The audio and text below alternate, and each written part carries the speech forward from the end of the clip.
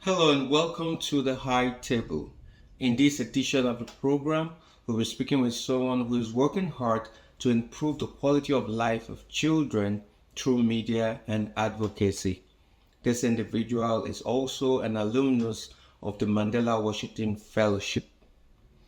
Jemimah David-Makeri, welcome to the program. Thank you so much for having me. We always begin. We'd like to know if you've been on the high table. Not that I can remember. None that you can So this is remember. my first high table. Okay. So you've worked in channels television as an intern, and you were used to going out interviewing people. You were used to being behind the scene. So how does it feel like being the one interviewed right now? Uh, it feels very strange because aside from being the one interviewing, I actually prefer to be behind the camera, recording and asking the questions. So it feels very strange to be in front of it right now. And I hope that I hope that all the coaching I give people before they come on camera, I hope that I will be able to remember all the things I tell them to say or not to say. So what did you learn from this experience interviewing people? Okay, so one thing that I learned about interviewing people was people like to connect. Everybody has something to say. Everybody has a story they want to share. And when they find that voice or that person that can just listen to them, you would see that they're actually, and not just listen, but listen because you're actually interested in what they're saying. It gives them some sort of, should I say, joy? Even if they haven't found a solution yet, it gives them a good feeling, or that somebody was able to just sit down and listen to me, even if they didn't give me, maybe they just gave me words of encouragement. It was good enough to just have somebody sit and listen to me. So that's one thing I realized. I noticed while interviewing people, and people have a lot of stories to tell. Lots of people are just looking for somebody to listen. In those early days of your journalistic career with channels television that we've just talked about right now, can you remember any intriguing story that you came across in the course of your work? The one that stood out very much to me was actually very sad, Wow.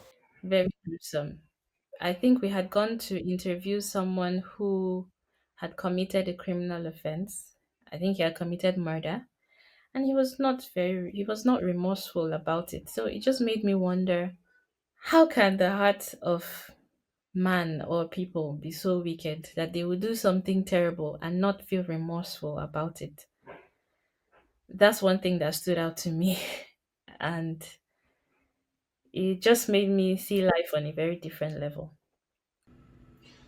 Being a journalist, whether in front of the camera or behind the scene, um, people see you as a celebrity, because you're obviously close to politicians, the people in power. So they see you as someone who has so much money and they expect so much from you. Do you think that expectation is justified? I don't think it's justified because sometimes we're also trying to get access to the people ourselves.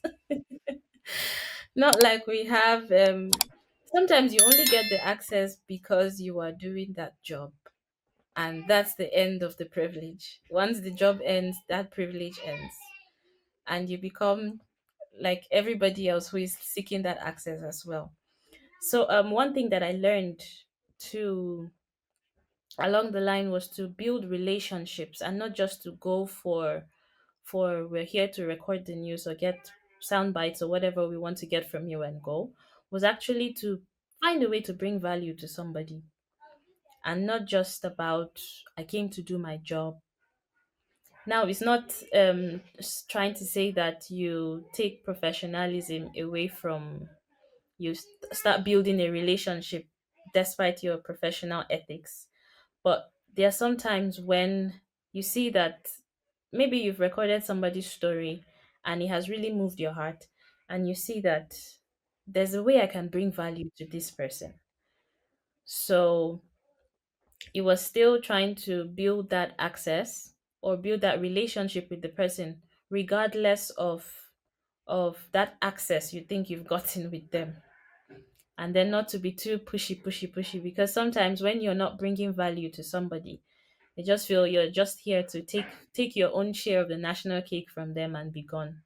So it was still letting them know that regardless of the fact that I am here to record this news, you as a person are still, maybe it's somebody doing remarkable work in their community, just complimenting them or seeing ways that you can help them out in the work they're doing. It goes a long way than just, oh, we came to record the news. So give me your card, give me your number. I want to keep in touch with you, and you're gone. Now, what about the access that you have to these politicians, these powerful people in the society at that time? What do you make about the privilege? I think that if you don't build on that privilege, it goes away. Because at that time where you have access to them, they actually see you in high regard, as because most of them also look up to, for instance, being an intern at channels, most of them look up to see channels as a very credible media house and media source. So anybody coming from that credible media source is somebody that is valuable. And you also have to live up to that expectation of not being someone who, let me say, falls hand. And then when you don't build on that relationship, it actually dies. Maybe when, let's say, you leave the media house for certain reasons, if you don't build on that relationship, that privilege actually dies. I'll give a practical example. There was someone I had met him during an interview, and he picked up an interest in me. He started building a mentee mentor kind of relationship. But then I didn't take it seriously because I didn't know exactly what was going on. My naivety did not let me build upon that relationship.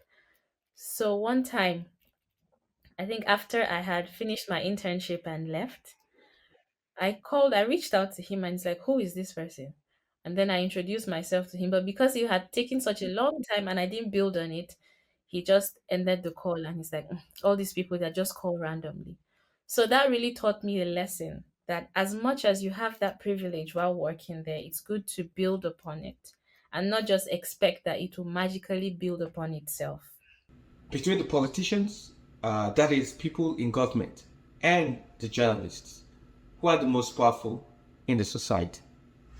Between politicians, or let's say people in power, and journalists, I think I think the journalists are more have the most power, but we actually don't know. Or sometimes we know that we do have the most power, but there's this place where we have placed politicians in the society to be, should I say, demigods? And we feel that if not with their influence, certain things cannot happen. And one other thing that has given journalists a lot of power is the age and the growth of social media, where we can actually our voices can actually be heard louder than the voices of politicians actually. um why I say this is because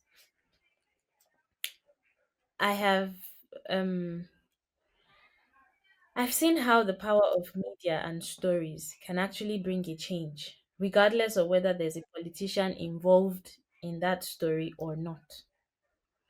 So it's not necessarily about the politicians, it's about the power of who uses media the most, or who understands the power of media to wield it to their advantage. So it's not just about politicians or the journalists, it's about who is telling the story to connect with the audiences better. So, as a journalist, how have you been able to wield this power towards improving the society? Tell us about your story. I'm still growing in my career and in my knowledge of media and storytelling and wielding its power. So I wouldn't say that I have scratched the surface yet of wielding the power of media. I haven't even started. But what I can say is that in the ways that I have been able to, I have actually seen the difference it has made. For instance, when I left interning at Channels, I went on to working with nonprofits and coming in the field of communications for development and storytelling for social change. And one thing I noticed was how the way we tell stories and the way we're able to connect with the communities actually helps to make a difference in their lives. I didn't just want to be somebody who had a camera that was taking pictures or somebody who had a camera that was recording videos and just recording for the fun of it or just recording because, oh, let's record this story. It seems like a good story.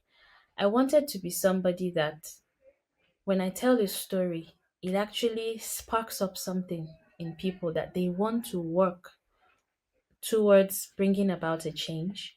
And the crowd that I connected more with is children. So I leaned more into telling stories of children and working with children. And I think that what took me to that place as well was my own childhood, mostly my childhood, I would say. I had a very, very special childhood in the city of Jos, Nigeria, which is where I grew up.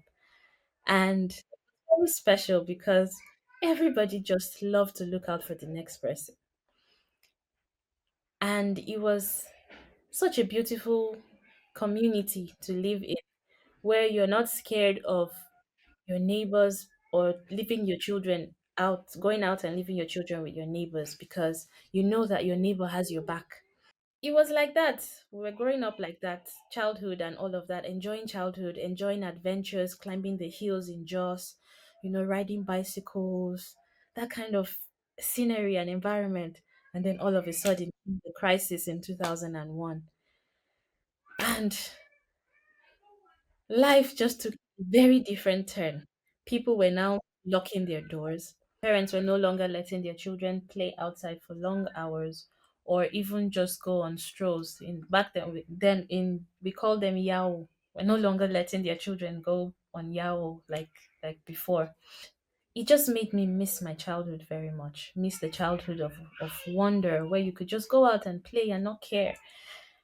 So that childhood that I missed and saw started interacting with my children and with other children in the environment and see how much that childhood is still beneficial to them.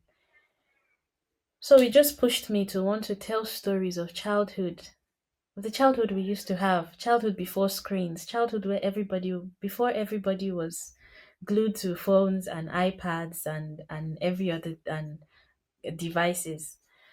A childhood where we just wanted to play in the mud, cook with sand, just cook snails and play with stones and play with tree, climb trees, ride bicycles, climb the mountain, climb the hills, that kind of childhood.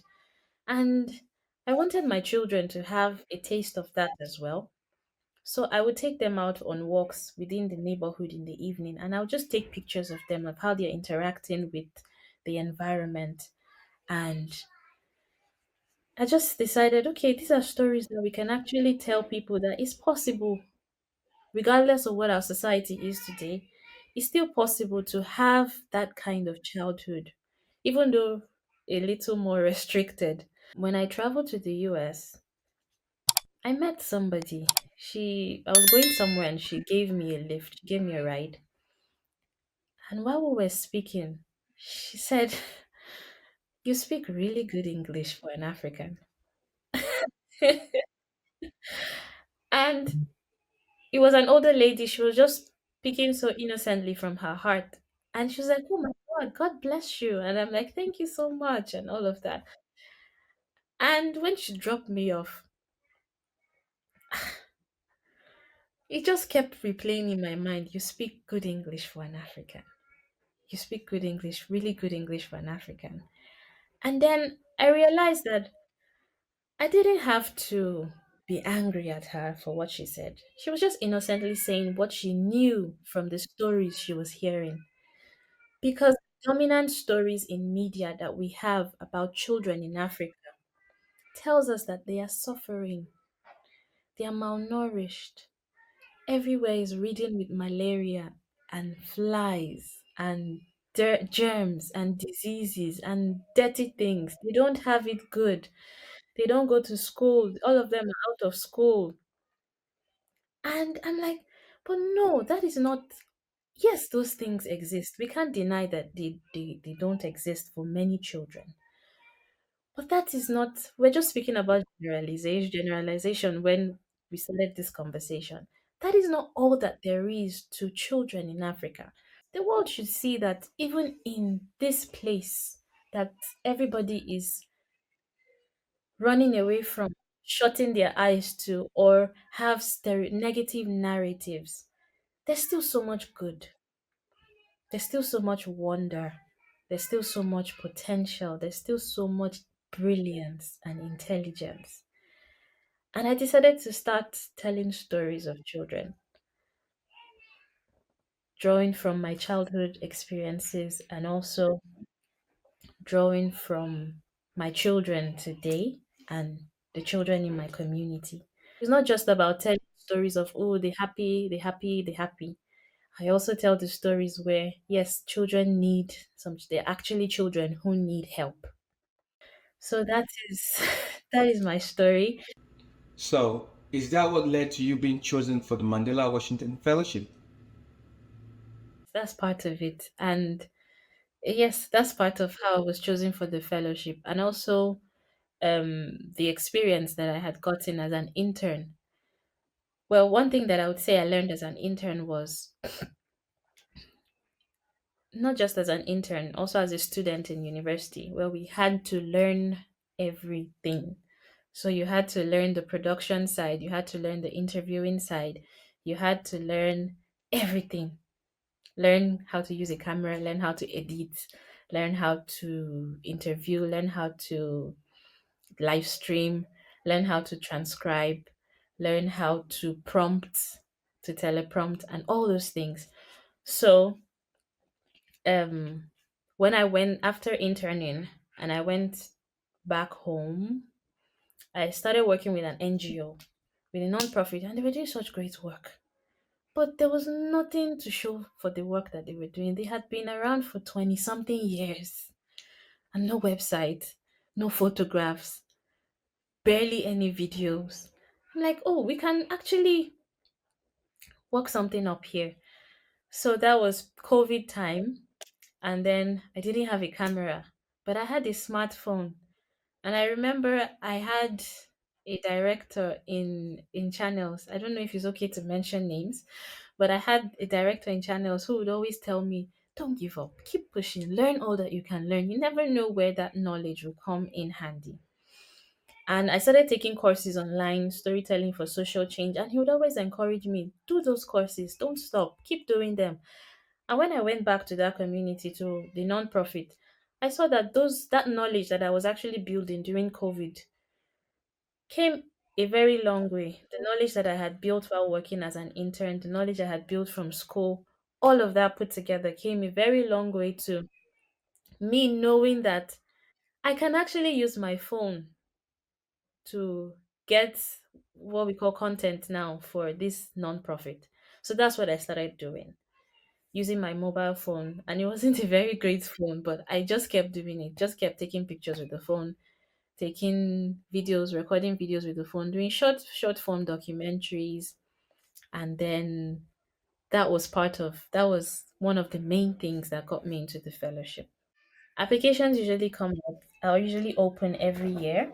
They usually open up around September and people apply for the program, and it goes through a long process of selections, and then the final people to go for the program are finally selected.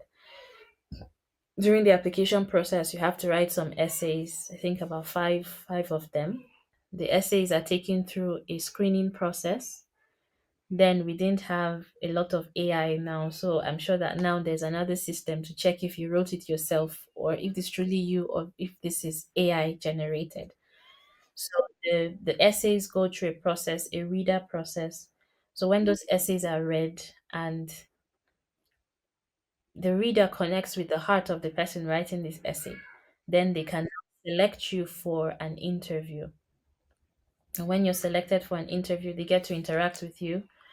After interacting with you, then they get to decide if you are a finalist or a semi finalist. That was how I got into the fellowship. I applied. I applied and I was selected. I couldn't go the first year. I was supposed to go in 2022. I couldn't go because I was pregnant, and the fellowship is very, very, very, very intense.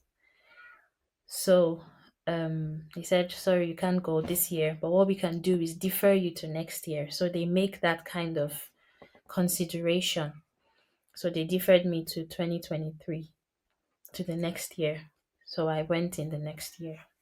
So the finalists that are up, the finalists, if somebody decides that they cannot go for the fellowship from the finalist, then someone else from the semi-finalist is taken up, moved up to finalist, and then you all now go to the US where you spend 6 weeks.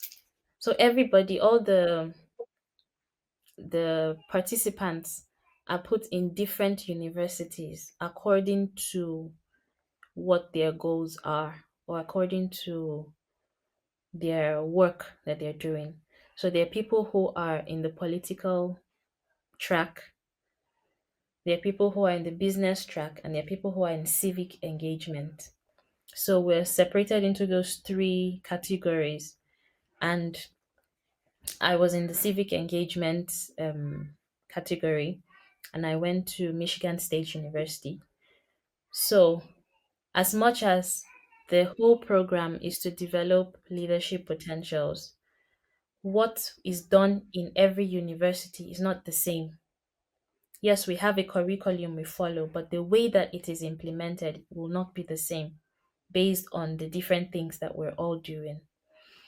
So, for my civic engagement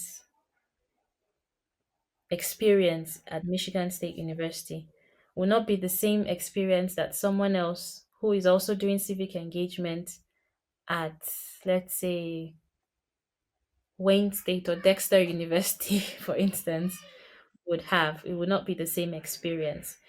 So at Michigan State, we went through rigorous lessons on leadership development, understanding our place as servant leaders, not our place as, oh, I'm a leader, I'm high up there, nobody can talk to me.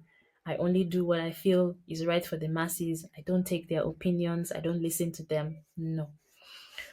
We were actually taking through curriculums on what it actually means to be a servant leader. And one thing that really stood out to me or really made the difference maker for me during the fellowship was going through a common leadership curriculum. I hope I said it correctly. A leadership curriculum where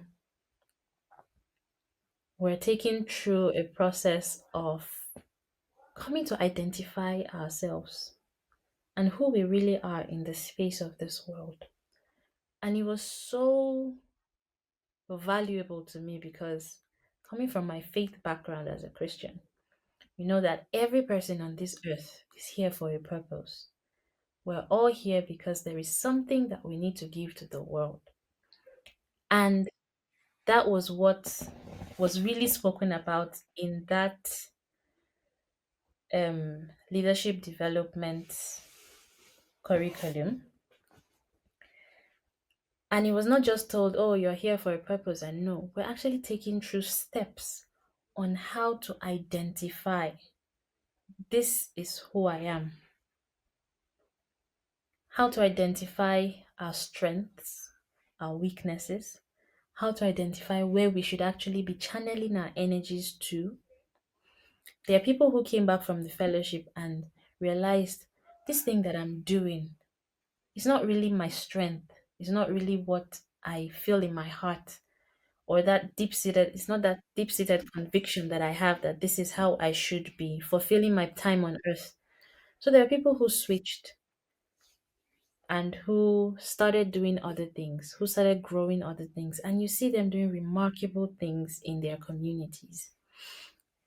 So through that curriculum, through that whole leadership development process, you're able to identify your strengths, your weaknesses. You're able to identify things about yourself that you didn't even know about. And sometimes understand why you do the things you do as a leader. And you're able to know that, okay, this is where my strengths come in. And this is where I need to collaborate with somebody else to achieve this goal that I have. Because in the end, it's not about I did it myself. It's about I was able to bring that idea to life, whether alone or working with people, and to be able, I was able to impact the lives of the life or the lives of people. So that was what really stood out to me for being a part of the fellowship. One of the main things that stood out to me, aside the networks that we created, the people we met, aside living in a different culture, and also breaking down those ethnocentric walls, it was also very refreshing to just understand who you are, because many of us don't really know who we are. We think that we know ourselves, but many of us don't really know. Or sometimes we know, but we don't know how to describe it. There's also another part of the program which is called a professional development experience, a PDE, where out of the people selected to go for the fellowship, out of the finalists, another set of people who are really outstanding are now selected to stay back in the US for another month. That was it at the time when I went. I'm not sure if it's still the same way right now, where they're selected to stay in the US to get working experience for another month before they come back home. While you were in the United States, what was that culture shock that you experienced? Before you get there, you feel, oh, this is heaven. You see on TV, and you're, oh, this is heaven. The only bad they have there is gun violence. That's all. That's all. Oh, gun violence. I can always find a way to protect myself. But when I got to the US, okay, is that it? Can I see something else? Can I see more? So we are here complaining of our system. They are there complaining of their system. We have the same problems. It may just be in different colors. Driving around, walking, driving around or walking around, and you're seeing potholes. You're seeing all those things in a place where maybe the person hasn't paid their electric bill. There's no power. In fact, we went to a community where they were complaining about having a sewage problem. They were complaining bitterly about having a sewage problem, and it's a problem that has gone on for a long time. So I'm like, if you guys are complaining of sewage problem, and on TV we see that your system is perfect, it works, then that means it's not perfect.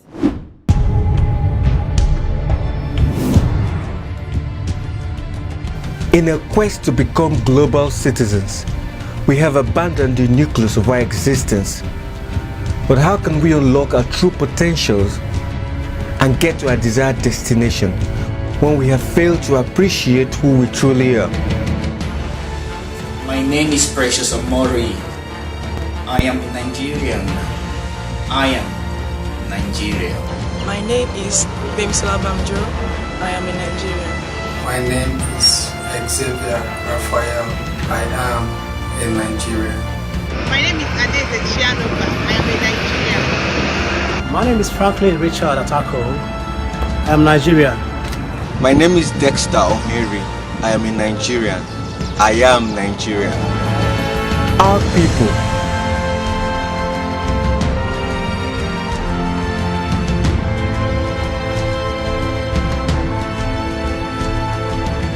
Our culture.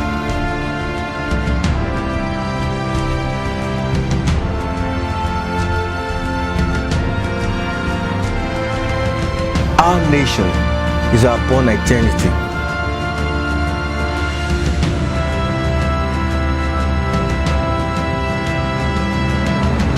Let's embrace it. You said that one of the courses that you took in Michigan State University during the program really helped you to know who you are. So, who really are you? Ah, I am. That question of who are you? It's a very big. It has a very long answer. But one thing that I do know about myself is I am somebody who wants to make the world a better place. And I have the gift of creativity to do that. Sometimes we feel that the people who can change the world are doctors, lawyers, nurses, um, you know, those things, architects, engineers, those things that they always tell us when we're growing up. Who do you want to be when you grow up? Say, I want to be a pilot.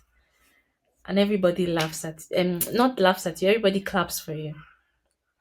When you come up, for one, when I was growing up, when people ask me what do you want to be, I always say, I want to be a missionary. And people would always laugh. People would always because I saw missionaries as people who were changing the world. That's what my childish mind saw them as. But as I began to grow older and people would always laugh, I started changing it. Oh, I want to be a pilot. I want to be I know this one I used to always say, I want to be an aeronautical engineer. I used to always say that one. And at some point, it also now changed when you now start interacting with guys and they're like, girls cannot do that. Then in those days when we used to have that mindset, oh, girls cannot do that. That's not a girl's job. Then I started toning it down to, I want to be an accountant.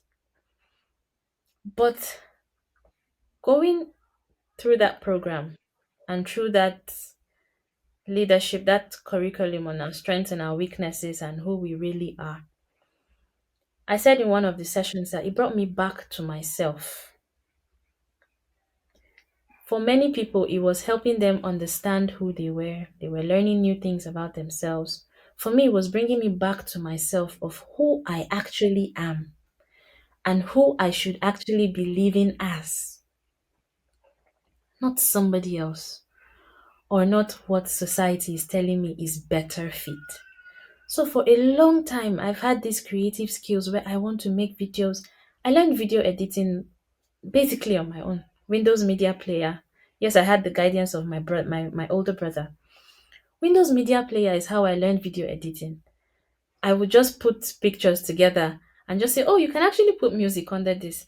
And that's how I learned video editing. I didn't sit through a class. It was when I went to university that I sat through a class, but I was already editing videos long before I went to university. I was already writing stories long before the days of storytelling came into play. But all that creativity, I was already interacting with children and being able to put things in a way that they would understand. For a period of time, I worked as a preschool teacher, and I would be able to explain things to children, help to teach them about colors, numbers, letters, using lots of DIY, very creative ways, songs, DIY stories. But nobody saw that. Our society didn't see that as important because they felt you're not in the hospital. What are you really doing?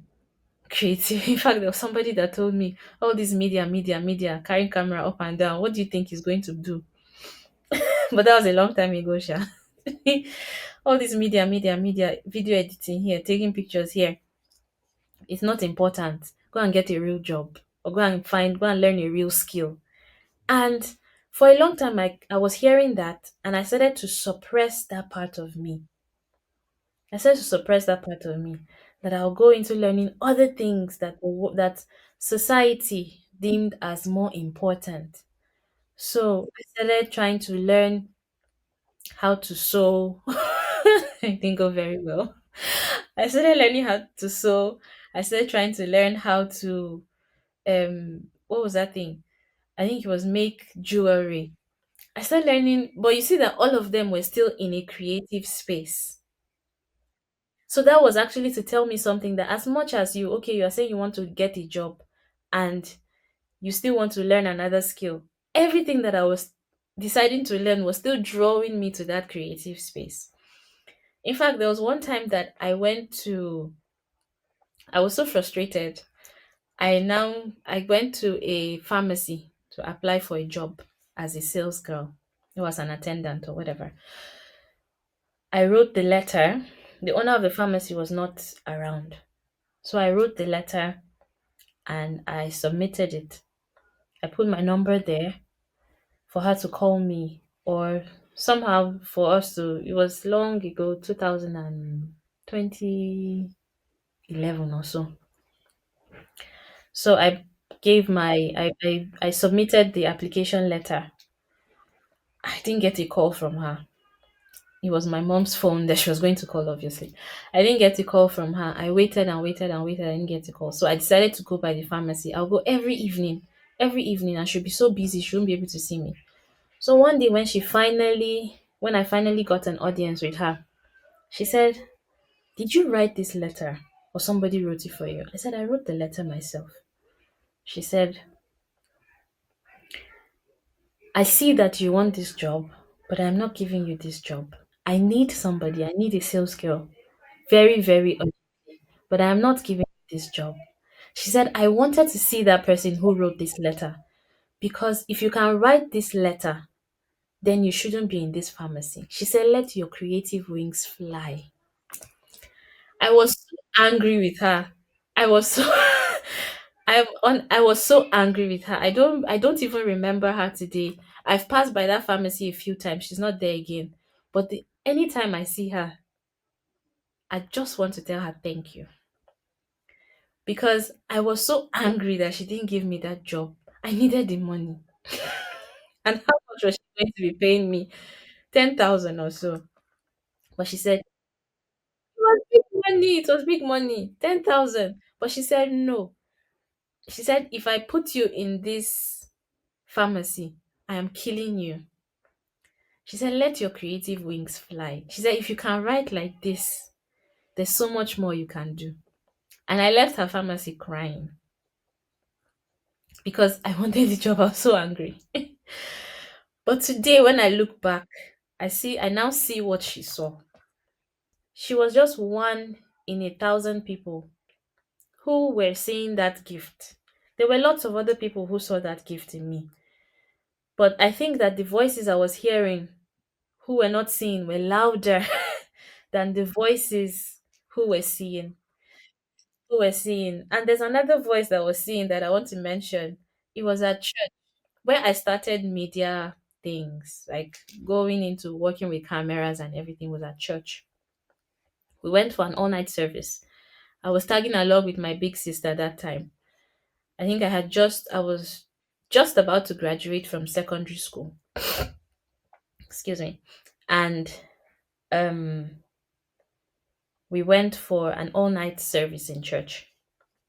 And the youth leader, or one of the assistant pastors though, said, everybody who is not part of a department in this church, come, come, come, come, come. It was a youth service. Yes, it was an all night for youths. So he said, everybody who is not in a department in this church, come, come, come. I want to make sure that you are in a department and you are learning something. So we all went, and he said, choose the department you want to go to. Everybody chose. I chose the choir because I said I love to sing, I have a good voice. So I want to go to the choir. And I ran to the choir, joined the choir. Every other person who wanted to go where they went. But he pointed at me. I said, "You come here. You are not going to the choir. Go to media. That is where you will flourish." I'm like, "How do I want to sing?" He's like, "Go to media." And I just obeyed him. I went to media, and that's how my media journey started. Operating cameras. Yes, I had started doing some video editing at home with my sister's laptop. But to get fully into the media space where I was working with cameras, learning sound, learning um, text projection, learning to teleprompt and all those things, learning to mix, vision mixing started from church. So two no's, two powerful no's, NO, is what set you on this path of self-discovery and purpose in life. Yes, yes. So, so a no can be this powerful. A no can be so powerful. In fact, I didn't. In fact, you're mentioning it now, and I'm seeing it now that a no can be very powerful. So I guess from there you transition and move to this current position you are in your media journey. So tell us about your media company. Speaking about the company, Lifetime Tales. It was birthed from documenting the stories of my niece and my daughter when they were born. I was mostly for my niece. I was her primary caregiver at that time. So we're always together, and there were some special things that she would do, maybe learning to walk or learning to open a door by herself. And nobody was there to see those moments. So I just want to, oh, let me capture that moment. And that's where it started from. And I saw that telling stories, there's a way that stories can last generations. And it's not just about, it's not longer just about we preserve this memory, but those stories can actually bring to creating a change in the lives of people. And that is where Lifetime Tales was birthed from. Being able to use storytelling and stories to change the narrative of how the world sees childhood in Africa, being able to use stories to advocate for better livelihoods for children who do not have that privilege while growing up, and just being able to use storytelling to positively impact the lives of children. So, Lifetime Tales focuses on children's media production. That is also something that I am coming into the knowledge of. When I had my child, the norm was to find media content that would help that the child would grow up with things that align with our values as a family. But at that time I wasn't finding anything substantial. I wasn't finding anything. And then this is where my faith comes in too much. I started praying about it. I started praying about it. And then I felt this strong prompting to look into children's media production and creating content for children that helps them thrive God's way. Because what I was finding was mostly either just teaching children about being a good human being or educational, or it was not developmentally appropriate. So I decided that, okay, we can do this thing. I have media knowledge, I have a love for children. All of them come into play. So I started researching and started getting training. Currently, I work with the Children's Media Association as a global workshop coordinator, where I'm also getting training and knowledge in what it takes to create quality content for children that is impactful and that builds up on their that is impactful and developmentally appropriate. Because sometimes we feel, oh, it's cartoons, oh, it's this thing, it's children's things. Now let them go and be watching their children's things. Let's have our own Time. time Daddy and mommy alone. time.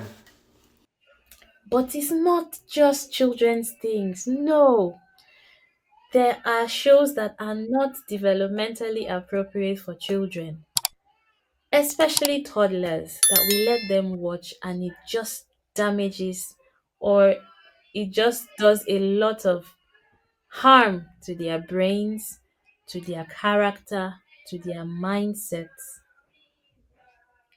And it's a big issue because the norm is just put them in front of a screen.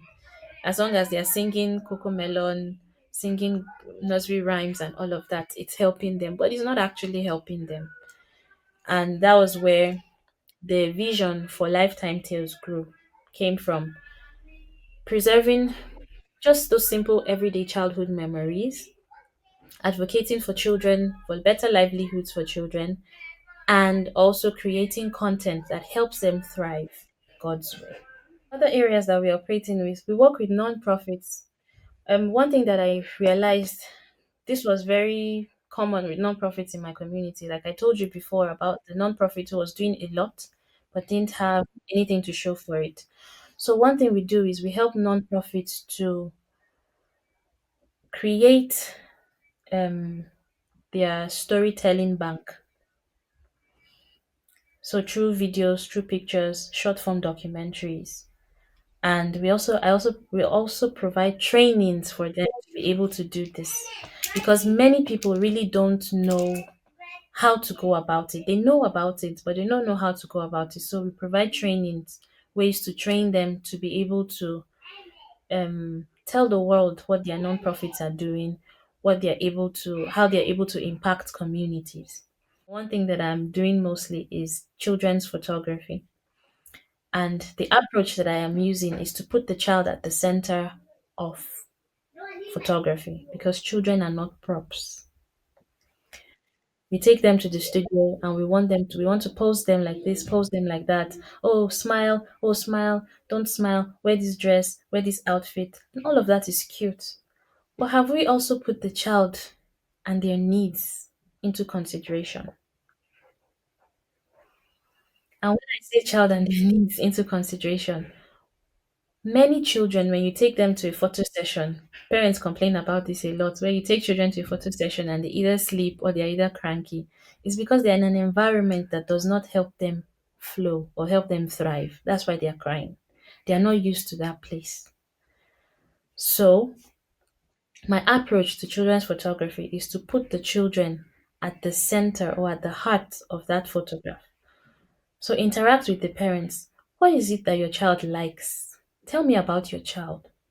And then create a set where the child can be themselves.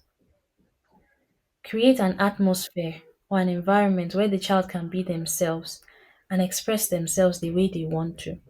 And you would see that those cute pictures that you're looking for would actually come out because they are in a place where they are comfortable. I saw a post on Instagram the other day, and Instagram user highlighted some shows that were not appropriate for children, and Coco Melon was among one of the shows that was mentioned. Um, from your professional experience, do you agree with that assessment? I would agree with it in I would agree with it in a way. So the thing with let me not just say Coco Melon.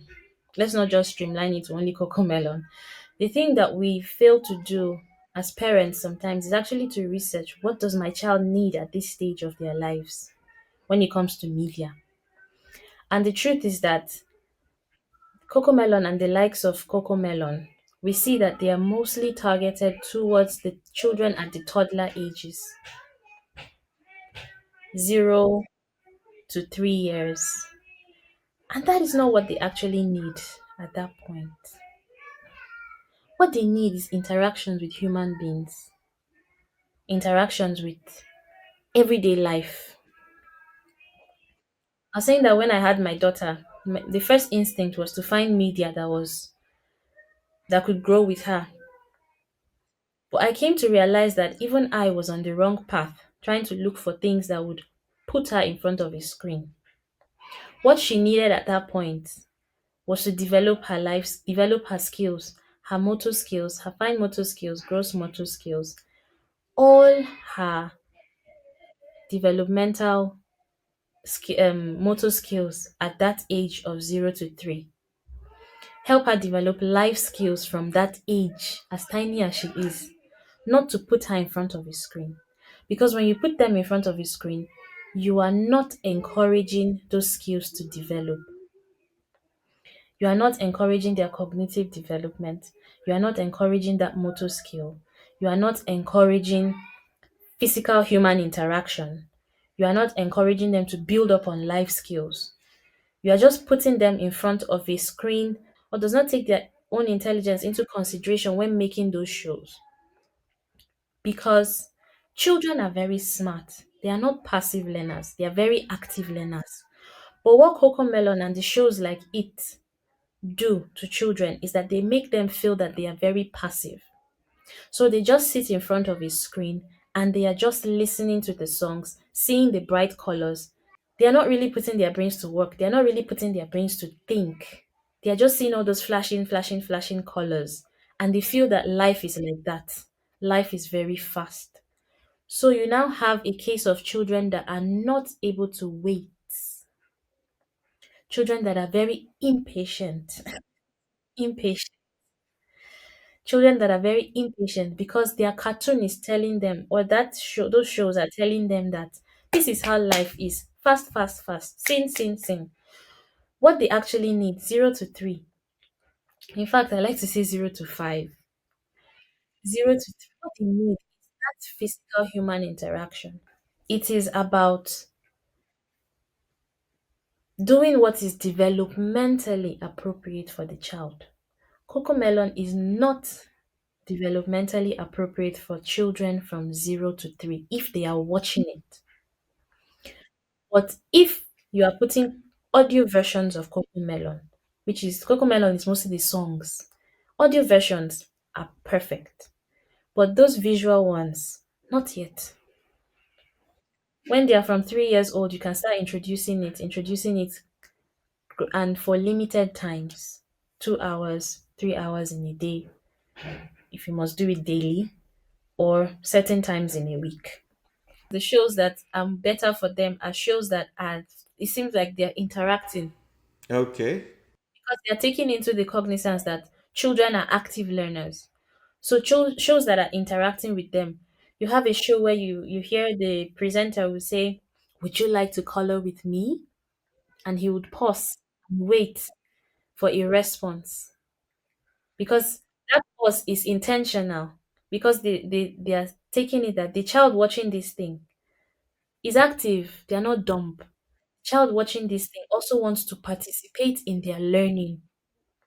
So you have a presenter say, "Would you like to color with me? Or would you like to follow me to the museum?" And they will take a pause. They will pause and wait. Maybe 2 seconds, 3 seconds. That pausing and waiting is for the child to respond before the show now keeps flowing. So when you see shows like Fred Rogers' Neighborhood, those shows have those kind of child-centeredness. But many shows today don't have that child-centeredness. As a creative that you are, you tell stories through writing, through photography, through videography, documentaries, and the rest of it. Do you think AI is a threat to your trade? I don't think AI is a threat. Yes, there are aspects of AI that we should be scared of. But I don't think AI is a threat because this creativity comes from God. Comes from above. AI cannot beat that. But AI is still lifting off the creativity of creatives. I don't know if you get what I mean. Because if we didn't exist to put out our creativity online, where would AI lift creativity from? AI did not just wake up from sleep and you tell it what it wants and it just gives you, it uses creatives as a reference. And yes, people are developing on it. The people who built it are still going to make it better. But I feel that for every time and season, there is a strategy that God gives his people to still thrive. So if you are a creative in the creative space who is in tune with God and leaning to his wisdom, he would still give you the strategy to thrive regardless of how powerful AI becomes. You've talked about so many things. You've talked about your experience in the children media space. You've talked about your experience in nonprofit. You've talked about your experience with your company. You've talked about your experience with the Mandela Washington Fellowship. So I want to know, how do you cope with all these things, these activities, and an obligation as a mom?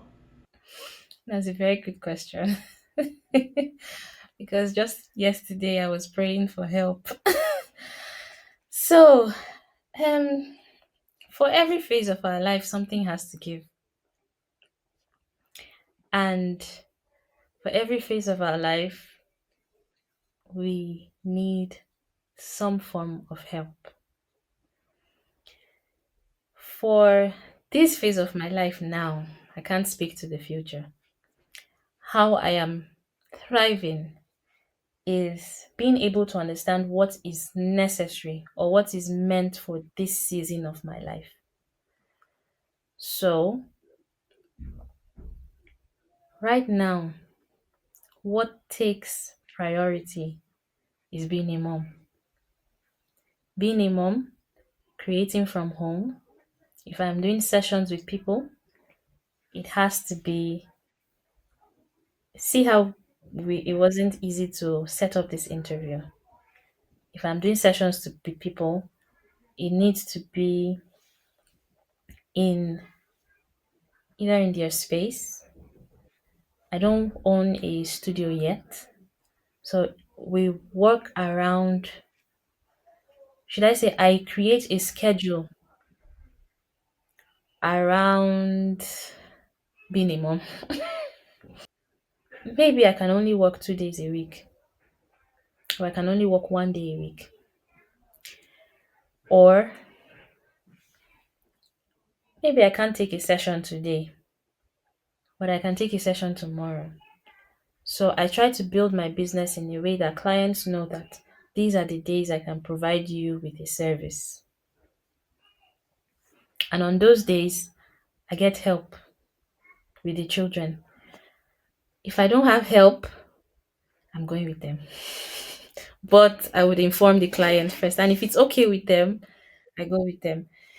If it's not okay with them, then I have to have help or get help from somebody. And one thing I'm learning to do as a mom is to time manage. Time manage. It's not easy. It's not easy. But working with a schedule or working with a routine is the only way I've seen that I can be productive without burning out. Some days, I won't lie to you, just lying down on the couch, editing a video when the children have gone to sleep is my most productive thing I have done. Maybe even for the week. Because children, especially at the toddler stage, are very unpredictable in sometimes their needs, health wise and otherwise. So sometimes, even if you have done all the meals you need and everything that you need for them, somebody may get ill, something may happen, somebody may fall down that would actually need your 100% full attention. So I just try to have blocks on days that, okay, I'm working 2 days a week, or I'm not working this week at all. And then with homeschooling as well in the toddler age, you also have to have the time to create the time to be able to give bits and pieces to other places because the world is still moving. So if I don't have a session, a child photography session, or a storytelling session for 3 months, guess what? I'm using my children to storytell. I'm using my children to create. Now, let me not say using, let me not use that word using, but I'm looking at, observing their everyday moments and seeing parts of their everyday moments that can actually inspire somebody. So taking stories from their everyday to create, to still help me be creative. What leadership lesson has all this experience taught you? Hmm. That it first begins with me. First, it begins with me. And this lesson eventually has been reinforced more now that I am responsible for other human beings, now that I am a mother. Because at that time, when they're telling you, it first begins with you, it first begins with you don't really get it. How does it first begin with me? Yes, it first begins with the lifestyle you're living. It first begins with how you're encouraging people or how you're making a difference in people's lives. But I'm seeing now that every way that I am with my children, they are learning something from it. And that is where leadership, that's one leadership lesson that I keep learning every day.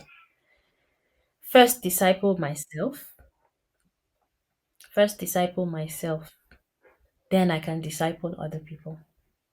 If you are the president of Nigeria today, what is that one thing that you're going to do? One thing that will transform the nation for good. It's funny because I was just talking about this thing today.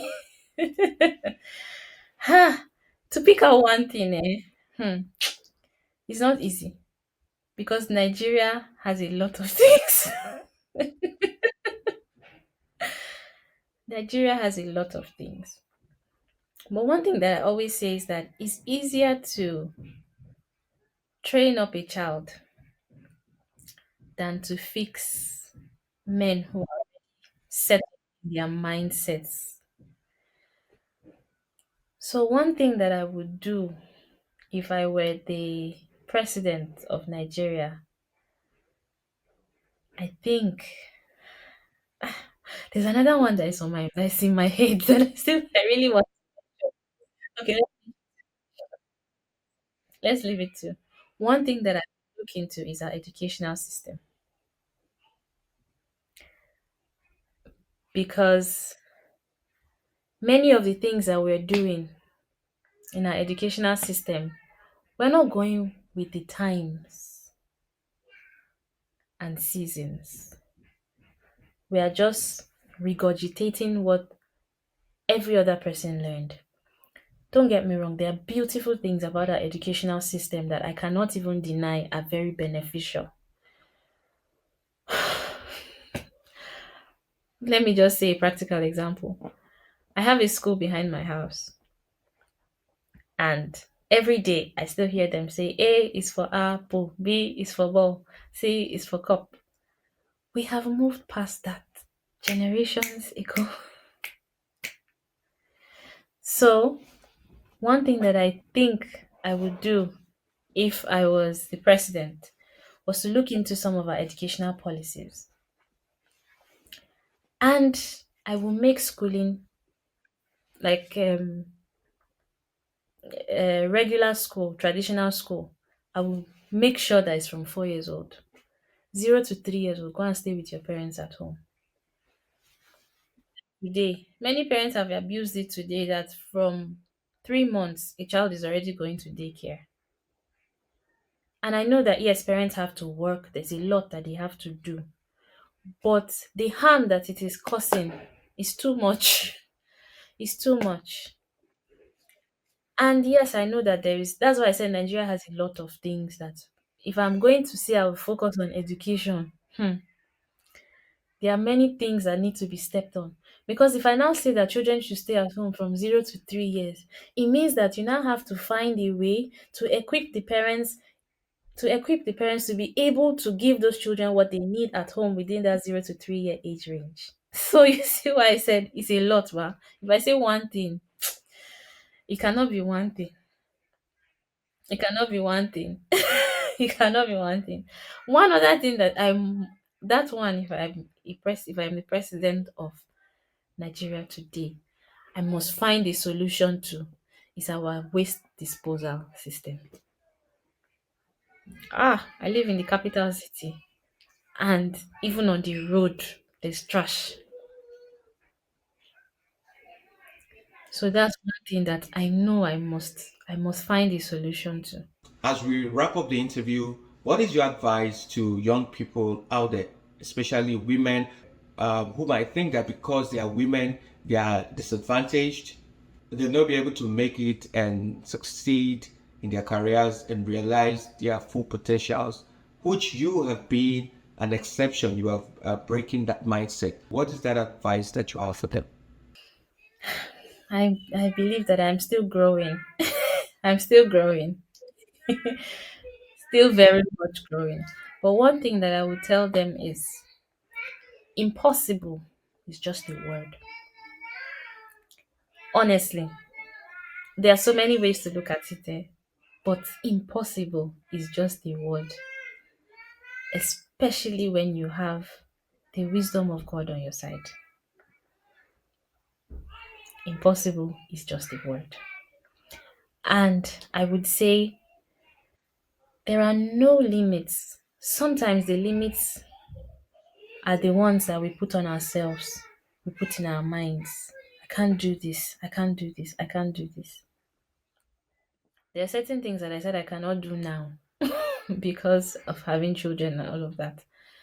But the truth is, I know that if I give myself to some things, I can actually do them. But for me, there are other things that take more priority. So I would say don't let anything, anybody limit you. Impossible is just a word when you have the wisdom of God on your side. Wow. That's a powerful way to put it, and also a powerful way to come to the end of this interview. Yeah, it was a fruitful conversation that I've had with you. Thank you very much, Mrs. Jemimah David-Makeri, for joining us on this edition of the High Table. We hope to see you again in the future. Thank you so much for having me.